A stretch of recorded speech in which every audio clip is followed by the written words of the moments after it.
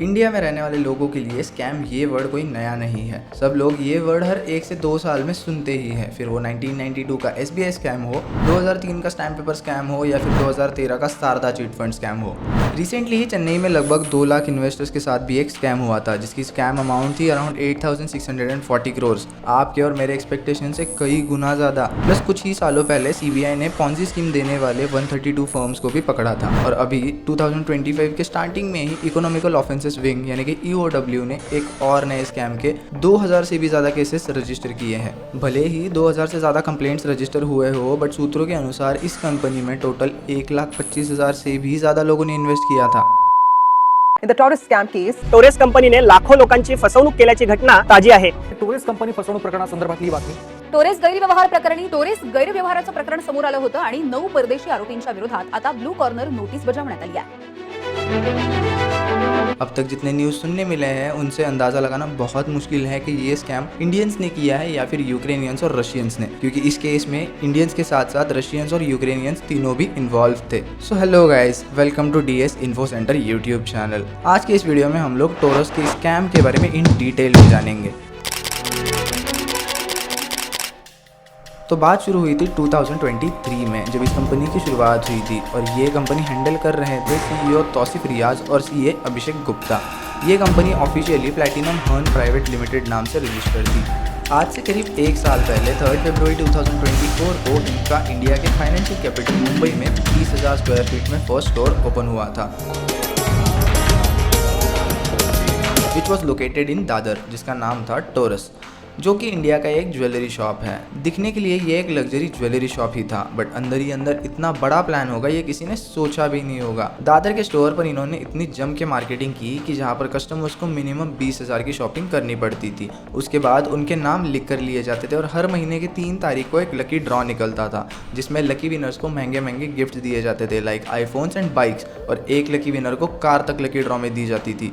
ये सारे marketing techniques की वजह से टोरस ने काफ़ी कम टाइम में लोगों का ट्रस्ट गेन कर लिया था। लेकिन ये तो बस एक शुरुआत थी। धीरे धीरे टोरस ने मुंबई में टोटल 6 ब्रांचेस ओपन कर ली, Dadar, Grant Road, Mira Road, Sanpada, Kalyan and Kandivali, जिसमें से लास्ट स्टोर 29 दिसंबर 2024 को कांदिवली में ओपन किया गया था। शुरुआत में लोगों को लग रहा था कि ये तो बस एक नॉर्मल ज्वेलरी शॉप है, बट धीरे धीरे इन्होंने अपने इन्वेस्टमेंट स्कीम्स के बारे में मार्केटिंग करना स्टार्ट किया, जहाँ पर लोगों को मिनिमम 1 लाख रुपए इन्वेस्ट करने पड़ते थे, जिसके बदले में उन्हें हर हफ्ते 6% रिटर्न्स मिलते थे। जी हाँ, ना कि महीने ना ही सालाना, बल्कि हर हफ्ते के 6%। मतलब 1 लाख अगर कोई इन्वेस्ट करता है तो उन्हें हर हफ्ते 6,000 रुपए मिलते थे। ये तो सिर्फ शुरू में था। जैसे जैसे लोगों को रिटर्न्स मिलते गए, उन्हें टोरस के सेल्स पर्सन रिटर्न मिली हुई अमाउंट को भी फिर से इन्वेस्ट करने के लिए बोल देते थे, और जो लोग ज्यादा पैसे इन्वेस्ट करते थे उन्हें 11% तक के भी रिटर्न्स हर हफ्ते मिलने लगे। शुरू में इन्होंने सबको टाइम टू टाइम रिटर्न्स दिए, जिसकी वजह से लोगों का विश्वास और लालच और भी ज्यादा बढ़ता चला गया। ये इन्वेस्टमेंट स्कीम के रिटर्न्स तो लोगों को मिल रहे थे,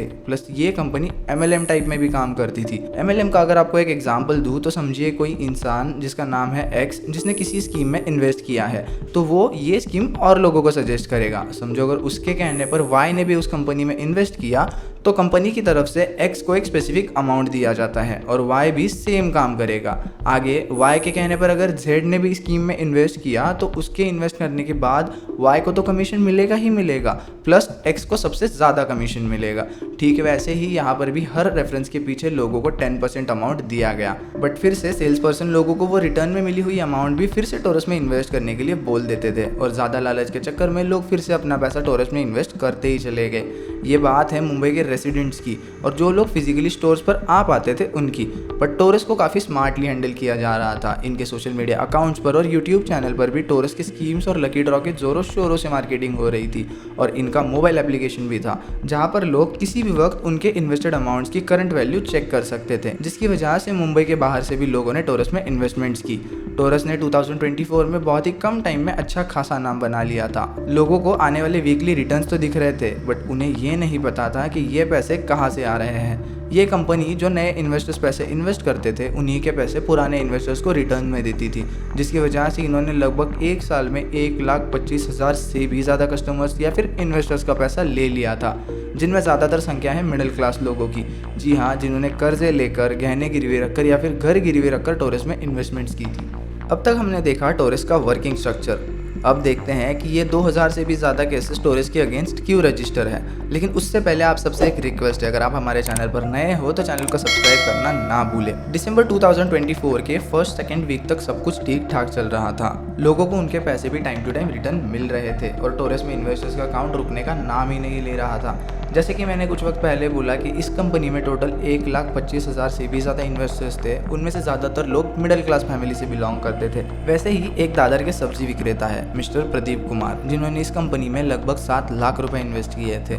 उन्हें अच्छे खासे रिटर्न्स भी मिल रहे थे, तो उन्होंने अपने रिलेटिव्स और अपने दोस्तों को भी टोरेस के बारे में बताया और उनके रिश्तेदार और दोस्तों ने कुल मिलाकर 4.5 करोड़ इस कंपनी में इन्वेस्ट किए थे। मिडल ऑफ द दिसंबर के बाद उन्हें 2 वीक्स के रिटर्न्स नहीं मिले थे।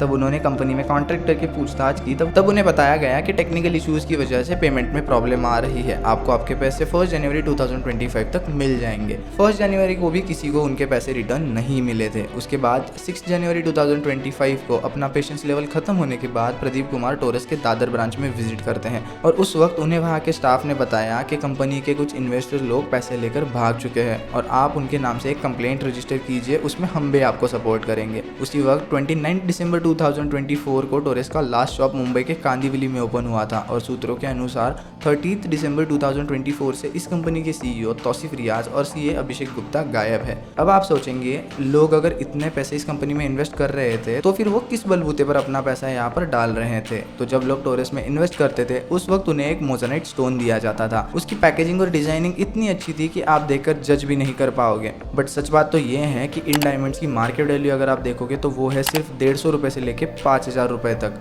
और आज के डेट में डायमंड्स ये कोई अच्छा इन्वेस्टमेंट ऑप्शन नहीं है, बिकॉज आजकल डायमंड्स रियल है या लैब बेस्ड ये पहचानना बहुत ही मुश्किल है।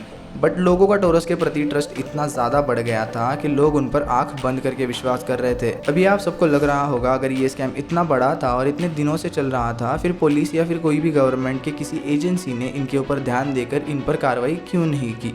एक्चुअल में गवर्नमेंट के कुछ सीक्रेट एजेंट्स इनका स्कैम रिवील करने के लिए काम कर रहे थे। उन्होंने सच्चाई जानने के लिए इस कंपनी में भी पैसे इन्वेस्ट किए थे, बट काफ़ी होशियारी से टोरेस को हैंडल किया जा रहा था। सेम लाइक अदर्स, उन्हें भी टाइम टू टाइम रिटर्न्स आ रहे थे, तो वो भी इस मामले में कुछ भी नहीं बोल पाए। Still in June 2024 income tax got tip about Torres and after many investigations in November 2024 Torres received a income tax notice. और ऐसा सुनने मिला है कि दिसंबर 2024 में ही इस कंपनी के सीए मिस्टर अभिषेक गुप्ता ने पुलिस को इस स्कैम के बारे में बता दिया था। पर अभी की न्यूज़ ऐसी है कि अभिषेक गुप्ता को अरेस्ट कर लिया गया है। तो सच्चाई तभी सामने आएगी जब इस पूरे स्कैम का खुलासा होगा। अभी तक इनके पूरे टीम में से 3 से 4 लोगों को अरेस्ट कर लिया गया है। तानिया कैसाटोवा, वैलेंटिना कुमार और सर्वेश सुर्वे जैसे लोगों का नाम इसमें आगे आया है।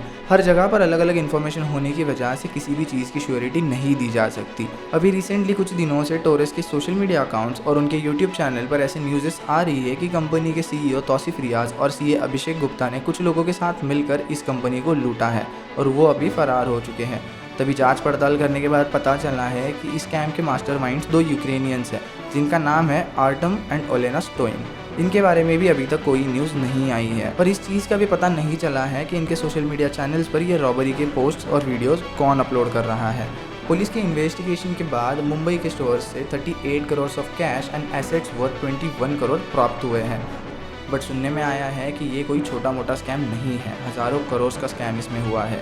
बट सोचने वाली बात यह है, अगर 1,25,000 से भी ज़्यादा लोगों ने इस कंपनी में इन्वेस्ट किया था तो फिर सिर्फ 2,000 के आसपास की कंप्लेंट्स क्यों रजिस्टर हुई है? क्या बाकी लोगों को उनका पैसा मिला है? क्या वो लोग प्रॉफिट में हैं? आपको इस सब के बारे में क्या लगता है, ये हमें कमेंट सेक्शन में ज़रूर बताइए। एट द एंड इतना ही बताना चाहूँगा, जिनका पैसा इसमें चला गया है उनके लिए टोरेस के ऑफिशियल सोशल मीडिया हैंडल्स पर वीडियोस अपलोड हुए हैं। जिन्होंने टोरेस में इन्वेस्टमेंट्स की है उन्हें उनके पैसे जल्द ही रिटर्न मिलेंगे। अब देखते हैं आगे क्या होता है। आई होप इस वीडियो से आपको काफ़ी इन्फॉर्मेशन मिली होगी। इसके आगे आप भी किसी ऐसे कंपनी में इन्वेस्ट करने से पहले 10 बार ज़रूर सोचिएगा। वीडियो आपको कैसा लगा ये हमें कमेंट सेक्शन में ज़रूर बताइए। वीडियो अगर आपको पसंद आया हो तो वीडियो को लाइक ज़रूर कीजिए और ये अपने दोस्तों के साथ ज़रूर शेयर कीजिए। चलिए मिलते हैं ऐसे ही एक और इन्फॉर्मेटिव वीडियो के साथ।